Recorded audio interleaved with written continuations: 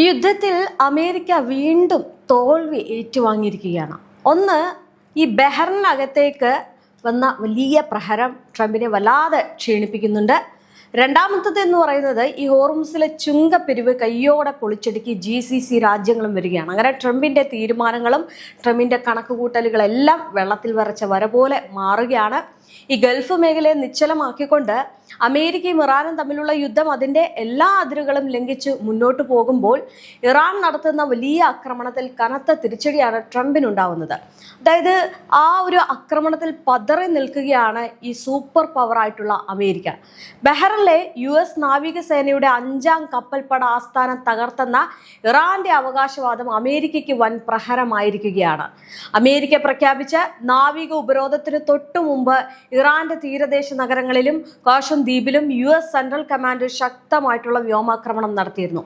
ഇറാന്റെ missile drone launching സ്റ്റേഷനുകളും ആശയവിനിമയ സംവിധാനങ്ങളും തകർത്തതായിട്ട് US അവകാശപ്പെടുമ്പോഴും അതിനേക്കാൾ ശക്തമായ തിരിച്ചടിയാണ് ഇറാൻ തിരിച്ചു നൽകിയിരിക്കുന്നത്. ഈ ബഹ്റിനിലെ തന്ത്രപ്രധാനമായിട്ടുള്ള 5ാം കപ്പൽപ്പട ആസ്ഥാനത്തിന് നേരെ ഇറാൻ നടത്തിയ ഈ ഒരു മിസൈൽ ആക്രമണം US-ന് താങ്ങാനാവാത്ത ആഘാതമാണ് ഉണ്ടാക്കിയിരിക്കുന്നത്.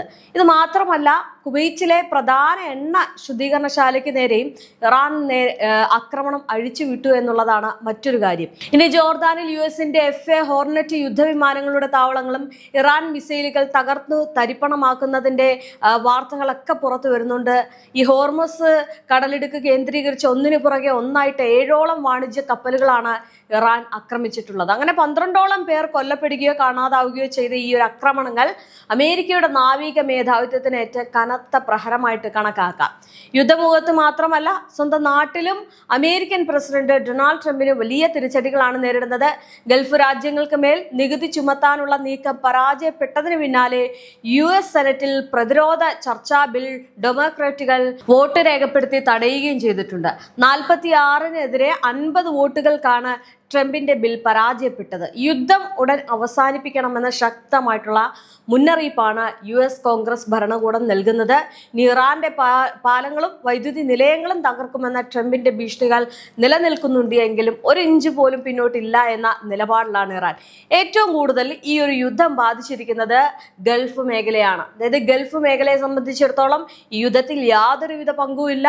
അമേരിക്കയുടെ സൈനിക താവളങ്ങൾക്ക് വേണ്ടി സ്ഥലം കൊടുത്തു എന്നല്ല, ഈ യുദ്ധമായിട്ട് യാതൊരു ബന്ധവും ഗൾഫ് മേഖലയ്ക്ക് ഉണ്ടാകുന്നില്ല.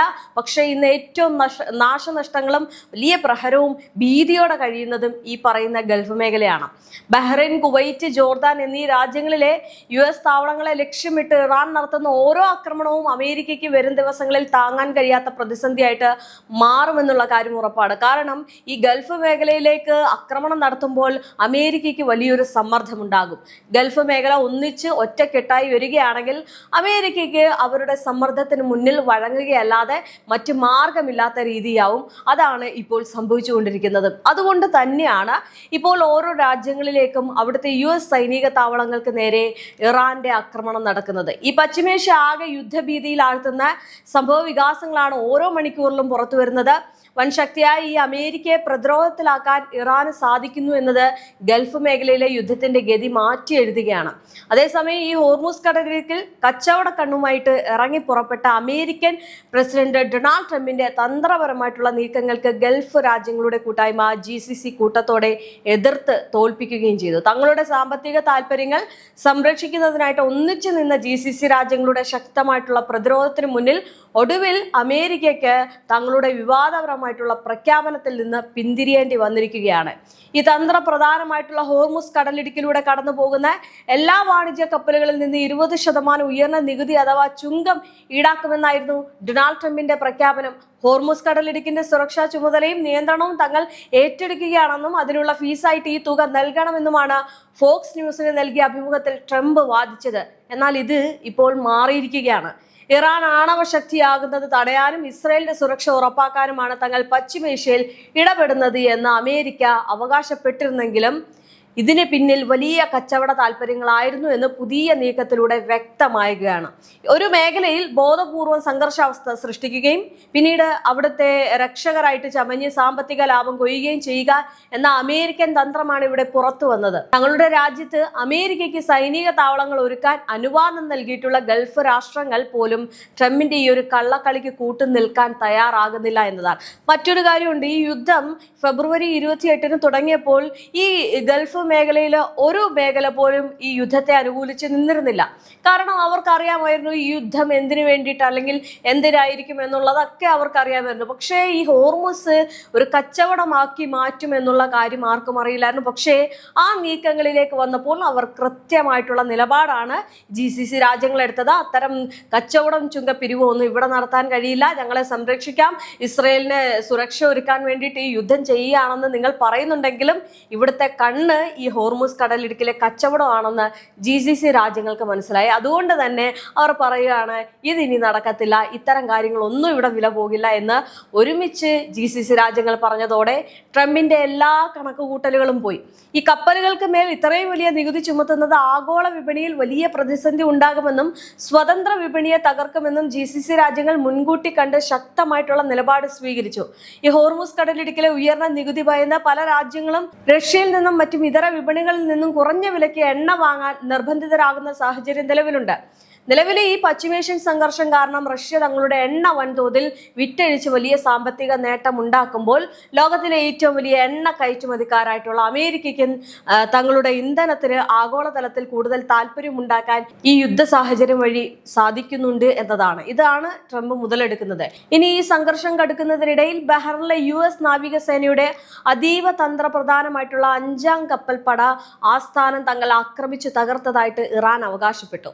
അമേരിക്ക ഇറാന്റെ തീരദേശ നഗരങ്ങളിലും കമ്മ്യൂണിക്കേഷൻ സിസ്റ്റങ്ങളിലും 7 മണിക്കൂറുകളോളം നീണ്ട കനത്ത വ്യോമാക്രമണം നടത്തിയതിന് തൊട്ടു പിന്നാലെയാണ് ഇറാന്റെ ഭാഗത്ത് നിന്നും ഈ ഒരു ശക്തമായിട്ടുള്ള തിരിച്ചടി ഉണ്ടായത്. അതേസമയം ഈ ഹോർമുസ് കടലിടുക്കിലെ യുദ്ധം രൂക്ഷമായതോടെ രാജ്യാന്തര വിപണിയിൽ ക്രൂഡ് ഓയിൽ വില വീണ്ടും കുതിച്ചുയരുകയാണ്. ഇതിനു പുറമെ യുക്രൈൻ നടത്തിയ മിസൈൽ ഡ്രോൺ ആക്രമണങ്ങളെ തുടർന്ന് റഷ്യയിലെ പ്രധാന എണ്ണ വിതരണ ശൃംഖലകൾ തകരുകയും തെക്കൻ റഷ്യൻ മേഖലകളിൽ കടുത്ത ഡീസൽ ക്ഷാമം അനുഭവപ്പെടുകയും ചെയ്യുന്നുണ്ട്.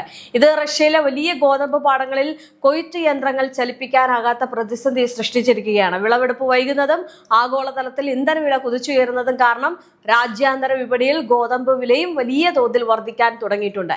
ഇനി ഇന്ധനവില വർധനവിനൊപ്പം തന്നെ ഈ ഭക്ഷ്യ പ്രതിസന്ധി കൂടി ഉണ്ടാകുന്നത് ഇന്ത്യ പോലെ വലിയൊരു ജനസംഖ്യയുള്ള രാജ്യത്തിന് വരും ദിവസങ്ങളിൽ ഇരട്ട പ്രഹരമായി മാറുമെന്നതിൽ സംശയമില്ല. ബഹ്റിന് പുറമെ ഗൾഫ് മേഖലയിലെ മറ്റ് US താവളങ്ങളിൽ ലക്ഷ്യമിട്ട് ഇത്തവണ ഇറാൻ നീക്കിയത് വലിയ നീക്കം തന്നെയാണ്. കുവൈറ്റിലെ പ്രധാന എണ്ണ ശുദ്ധീകരണശാലയ്ക്ക് നേരെയും ജോർദാനിൽ അമേരിക്കയുടെ FA ഹോർനെറ്റ് യുദ്ധവിമാനങ്ങൾ നിർത്തിയിട്ടിരുന്ന താവളത്തിന് നേരെയും ഇറാൻ മിസൈൽ ആക്രമണം അഴിച്ചുവിട്ടു. വൻശക്തികൾ തമ്മിലുള്ള ഈ ഒരു പോരാട്ടത്തിൽ ഏറ്റവും വലിയ വില നൽകേണ്ടി വരുന്നത് ഇന്ത്യ ഉൾപ്പെടെയുള്ള രാജ്യങ്ങളിലെ സാധാരണക്കാരായ തൊഴിലാളികൾക്കാണ്. കാരണം ഗൾഫ് കത്തുമ്പോൾ പ്രവാസി മലയാളികൾ അടക്കം നെഞ്ചെടുപ്പോടെ ഈ ഒരു യുദ്ധത്തെ കാണും. ഫെബ്രുവരി 28-ന് പശ്ചിമേഷ്യൻ സംഘർഷം ആരംഭിച്ചത് മുതൽ ഇതുവരെ 13 ഇന്ത്യക്കാരാണ് ആക്രമണങ്ങളിൽ കൊല്ലപ്പെട്ടത്. വളരെ വിഷമകരമായിട്ടുള്ള ഒരു കാര്യം കൂടിയാണ്. കൂടാതെ 3 ഇന്ത്യക്കാരെ കാണാതാവുകയും ചെയ്തിട്ടുണ്ട്.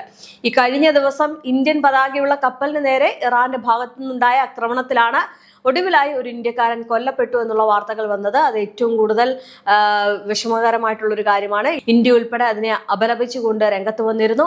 ഈ ഹോർമുസ് കടലിടുക്കിലെ യുദ്ധം രൂക്ഷമായതോടെ രാജ്യാന്തര വിപണിയിൽ ക്രൂഡ് ഓയിൽ വില വർദ്ധിക്കുന്നതും ഇന്ത്യയെ വല്ലാതെ ബാധിക്കുന്നുണ്ട്. ഇപ്പോൾ ഡോളറിന് 64 എന്ന നിരക്കിലേക്ക് താഴ്ന്നു എങ്കിലും അത് വലിയ രീതിയിൽ തന്നെ ഒരു പണപ്പെരുപ്പിന് കാരണമായിരുന്നു. കാരണം 200-ൽ കഴിഞ്ഞ ദിവസങ്ങളിൽ എത്തിയിരുന്നു.